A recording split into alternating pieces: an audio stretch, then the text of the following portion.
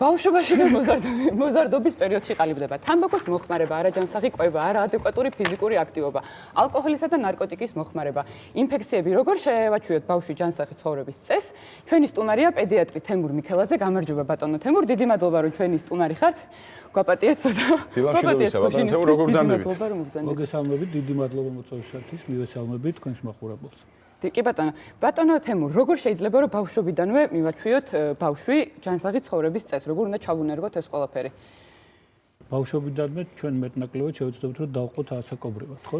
ეს არის ადრეული ნეონატალური პერიოდი, 1-დან 3 წლამდე ასაკი, 3-დან უმცროსი სკოლამდელი ასაკის პერიოდი და შემდეგ უკვე მოზარდები. შესაბამისად, მთავარი რაც მოიცავს ცხოვრების ჯანსაღ წესს, ეს არის სწორი კვება პირველ რიგში და შემდეგ ფიზიკური აქტივობა. ფიზიკური აქტივობასთან ერთად სწორი დასვენება, შემდეგ მეტნაკლებად როგორც მოზარდებში პანიკური შიშის თავიდან აცილება, რასაც ექიმი სთავაზობს თავიდანვე, სწორი დასვენება და გადაღლის მაქსიმალურად თავიდან აცილება. აქედან გამომდინარე, პირველი და ყველაზე კარგი კვება ადრეული ასაკის ბავშვისთვის და ოქროს სტანდარტი, ეს არის დედის რძე.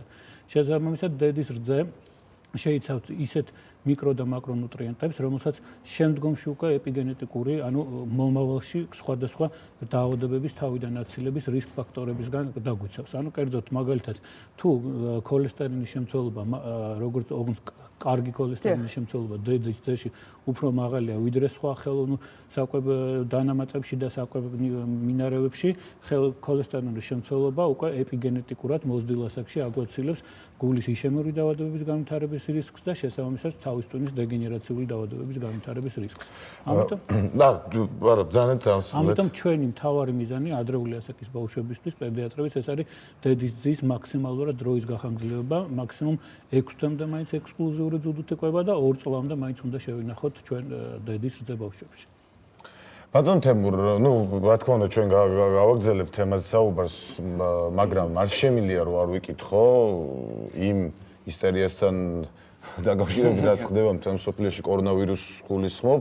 ჯერ მინდა როგორც ჯერ ექიმს კითხოთ, არის თუ არა ისეთი პანიკის ამბავი რაც ხდება ჩვენს ქვეყანაში და ზოგადად ყველა ქვეყანაში, არის თუ არა ასეთი სწორი, აი მადლობა სიტყვა შემომაშველე მარიტა და რა თქმა უნდა ბავშვები, როგორ უნდა ავარიდოთ ბავშვები ამ ვირუსს და როგორ უნდა დავიცვათ ეს? რა თქმა უნდა, პანიკა არ არის საჭირო, იმიტომ რომ პანიკა ზოგადად შეიძლება სხვა ნერვული სისტემის და სხვა ეგრეთ წოდებული დაავადებები, მეტნაკლებად ქრონიკული დაავადებები პირიქით გაგვიმწვავოს. აქედან გამომდინარე, ნებისმიერ საიტზე, ეს იქნება მსოფლიო ჯანდაცვის ორგანიზაციის თუ ქართულ ვებგვერდებზეც, თქვენ შეგიძლიათ ნახოთ, რომ 80% შემთხვევაში დაავადება მიმდინარეობს მსუბუქად. 15% შემთხვევაში მიმდინარეობს მძიმედ, 5%-ში კრიტიკულად. აქედან გამომდინარე, პანიკა ვერაფერს ვერ შეგვიცვლის, შესაბამისად, დაავადება მსოფლიო ჯანდაცვის ორგანიზაციამ გამოაცხადა, რომ მაღალი რისკს მიეკუთვნება უკვე პრაქტიკულად ყველა ქვეყანა, მაგრამ ეს არ ნიშნავს, რომ განსაკუთრებული კატასტროფის წინაშე უნდა აღმოჩნდეთ. თუ მაქსიმალურად დავიცავთ იმ რეკომენდაციებს, რასაც გვაწვდის ჩვენი დაავადებათა კონტროლის და ეროვნული ცენტრი, თითოეული ექიმი, რასაც თავის პაციენტს აწვდის, სწორედ ამ ჰიგიენური ნორმების დაცვით ჩვენ მაქსიმალურად თავიდან ავიცილებთ. და თავარი რა და სწორედ ეს იმუნობიოლოგიური აქტივობა რო გავახანგრძლივოთ და გავაძლიეროთ ჩვენი ორგანიზმის, ამიტომ სწორი კვება, ცხოვრების ჯანსაღი წესი და სწორად ფიზიკური აქტივობა. აქედან გამომდინარე, როგორც მოგეხსენებათ, მსოფლიო ჯანდაცვის ორგანიზაცია გვთავაზობს ყოველ 5 წელში ერთხელ სპეციალურ მენიუებს, როგორც ბავშვებში, ისე მოზრდილებში, ხო? და შესაბამისად ეს ყველა თავის კალორაჟით არის გათვლილი. დაახლოებით ცნობილია, რომ 50% უნდა მოდიოდეს ხილზე და ბოსტნეულზე. აქედან ბოსტნეული უნდა იყოს დაახლოებით 30%, 20% ხილი. შემდგომი 50%-დან 30% უნდა მოდიოდეს მარცვლეულზე და 20% მოდის ეს უკვე ცხოველური პროდუქტები, მათ შორის რძე და რძის პროდუქტები, ხორცი, ცილები და ასე შემდეგ. და ეს მთელი ეს ნორმა თუ სწორად იქნება გადანაწილებული დღის განმავლობაში, თუ სწორად ფიზიკური აქტივობით იქნება ბავშვი დატვირთული და არა ისე რომ ეკრან დამოკიდებული იყოს და როგორც მოგახსენებათ, განსაკუთრებული ცივილიზაციის დაავადებები, როგორც არის სიმსუქნე, შაქრიანი დიაბეტი და ყველა ეს იწვევს იმუნობიოლოგიური აქტივობის დაქვეითებას ორგანიზმის და თუ ეს ბავშვები იქნებიან სწორად ჯანსაღი ცხოვრების წესით დაკავებული, მაქსიმალურად ძლიერებს ჩვენ იმუნობიოლოგიურ აქტივობას და არა მარტო კორონავირუსისგან, არამედ სხვა ვირუსული თუ ბაქტერიული ინფექციებისგან დავიცავთ ბავშვებს. ესე იგი ფაქტიურად გამოდის ისე რომ ეხლა რა რეკომენდაციების თქვენ თქვით და რასაც მსოფლიო ჯანდაცვის ორგანიზაცია ამბობს ამ რეკომენდაციებს, საერთოდ არის საჭირო კორონავირუსის საფრთხე არსებობს და ზოგადად ეს ისედაც უნდა გავაკეთოთ და კარგია. ბავშვო, დამშვიდდი? მაგის კითხვა მინდა არა მარტო კორონავირუსი, ჩვეულებრივი გრიპი, A და B ტიპის ვირუსები და რატო გეკითხებით, ბაღში და სკოლაში, განსაკუთრებით ბაღში არის ძალიან ხშირი ავადობა ამ გრიპების და ვირუსების გამო ბავშვების ასაკში გულისხმობ, მათ შორის ჩემ ბავშვსაც გულისხმობ და არის თუ არა ეს პერიოდი აუცილებელი იმისთვის, რომ ბავშვის იმუნიტეტი გაძლიერდეს, ანუ შეეჩვიოს რაღაც გარკვეულ გრიპს თუ ვირუსს თუ მასთან გამკლევება ისწავლოს მისმა ორგანიზმმა. ანუ ჩემი ბავშვი არ დადის ბაღში.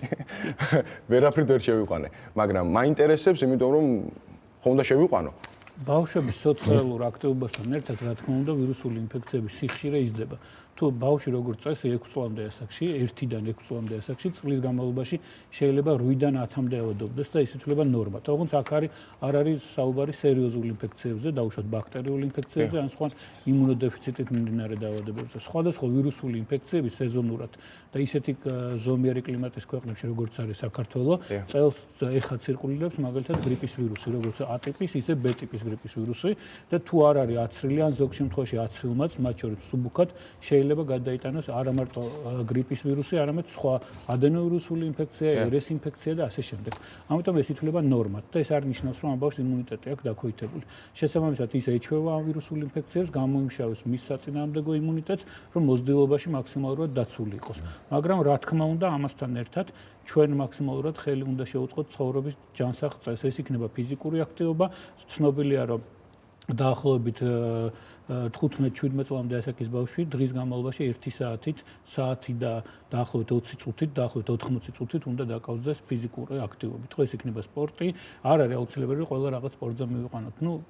ჩვენ შეგვიძლია სხვადასხვა რეკრეაციულ ზონებში გავიყვანოთ და ვიაროთ, სიარული, რა დავუშვათ ველოსიპედით სიარული და ასე შემდეგ. ნებისმიერი ფიზიკური აქტივობა და მოზრდილებში უკვე საუბარია, რომ დაახლოებით 150-დან 180 წუთამდე კვირის განმავლობაში მინიმუმ უნდა იყოს დაკავებული მოზრდილი ფიზიკური აქტივობით. ხო, ეს იმდანაც მნიშვნელოვანი თემაა, თქვენ თუ შეეხეთ, მე მინდოდა კიდეც მეკითხა, იმიტომ რომ გაჯეტების თაობა ეგრეთ წოდებული და კომპიუტერი, სმარტფონები და შემდეგ, ფაქტურად ფიზიკური აქტივობა საერთოდ აღარ აქვს ბავშვებს და გადატანილია პირდაპირ იმ თამაშებში, რაც იქ აქვთ ხოლმე. მე ძალიან ბატონო თემურ, მე მაინტერესებს, რამდენად ცუდ ზეგავლენას ახდენს მოზარდზე და ბავშვზე, როდესაც მისი მშობელი არის თამბაქოს მომხმარებელი.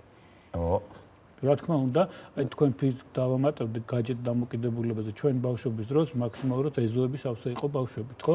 შესაბამისად იყო სხვადასხვა გასართობი მოედნები, სამწუხაროდ ახლა ამ გასართობი მოედნების ნაცვლად ავტოფარეხებია უმეტესობაში და შესაბამისად ეს ბავშვები ჩაკეტილები არიან სახში, დამოკიდებული არიან ეკრანზე და სწორედ ეს უმოძრაობა იწვევს აი ამ თუმცა ბატონ თემურ, უნდა სხვა შორის ადრეც თქვი ეს გადაცემაში და კიდე უნდა გავიმეორო, რომ აი იყო ის პროექტი მე როდესაც გააკეთდა სტადიონი ეგრეთ წოდებული საფეხბურთო და მე ხშირად აი ჩემ მეგობრებთან თუ სხვა უბანში სტუმრობის დროს მივდივარ ამ სტადიონებზე და ხედავ რომ თამაშობენ იქ ფეხბურთს თამაშობენ და დაახლოებით ჩემი თაობის აი ცოტა ღიპის დაგდება რომ უნდათ ეგეთი ამიტომ გაოცებული ხოლმე შერჩენილი გვაქვს ის ძველი ჩვენი ის აქტივობა რაც ქონდა ხო პრაქტიკულად ბავშვები 10 წლის 15 წლის ამით არ არიან დაკავებულები იმიტომ რომ ურჩევნიათ სახში იჯდნენ და ეკრან დამოკიდებულები გახდნენ რა თქმა უნდა თქვენ აღნიშნეთ თამბაქოც ეს და უარყოფით გავლენას ახდენს ზოგადად ბავშვის განვითარებაზე და შესაბამისად აი მე საკმაოდ ხშირად როცა ესეთი ის მაქვს ხრიკი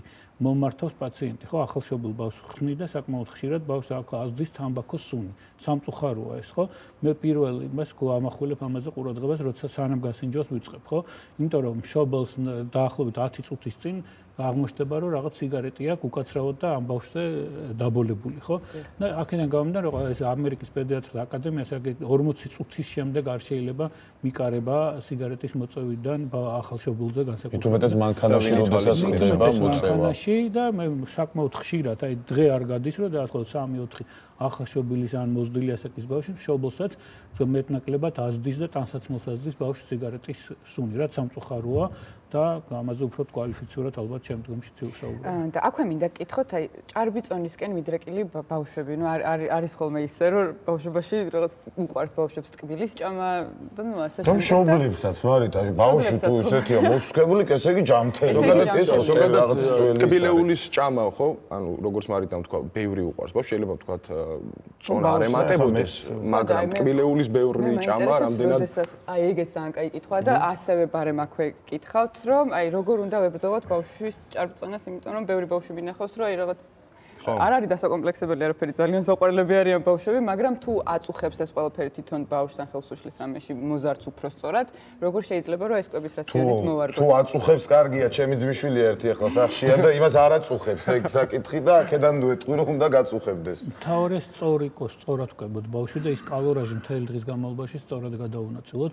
თავიდან უნდა ავოცილოთ ადვილად ასათვისებელი ნახშირწყლები, სწრაფი კვების ობიექტზე არსებული საკვები პროდუქტები, მინერალური სასმელები, მათ შორის ვითომ ეგრეთ წოდებული რა თავარია გაზირებული. მინერალური სასმელებით შეიცავს დიდი რაოდენობით მიკრო და ელემენტებს, რომელიც პირიქით შეიძლება სითხე შეიკავოს და სიმსუქნეს შეუწყოს ხელი ბავშვის. და მთავარი, რა თქმა უნდა, ისე ფიზიკური აქტივობა. სწორი კვებით, სწორად გათვლილი კალორიაჟი. თუ მოზრდილ ადამიანს სჭირდება დაახლოებით მამაკაც 2500-დან 2700 კალორიამდე, როცა არ არის ფიზიკურად აქტიური დატვირთული სპორტსმენს 1.5-ჯერ მეტი ჭირდება. ბავშვს ჭირდება დაახლოებით 5 წლამდე ასაკის ბავშვს 1300-დან 1400 კილოკალორიამდე. ეს კილოკალორიები სწორად ამას მშობელი ვერ დათვლის, რა თქმა უნდა, და არც არის საჭირო. თვითონ მშობელმა მას არ უნდა შეთავაზოს ტკბილეული, ანუ ადვილად ასათვისებელი ნახშირწყალის, ტრანსცხიმები, ეგრეთ წოდებული მცენარეული ცხიმები და ასე შემდეგ. თუ ამას და ფასტფუდის, რა თქმა უნდა, სწრაფი კვების ობიექტის პროდუქტები. ოხ, რატომ არის ყველაფერი გემრიელის მავნე დედამიწაზე, არ ვიცი. მოკლედ, ბატონ თემურ, ძალიან დიდი მადლობა მინდა გადაგიხადოთ მომბრძანებისთვის.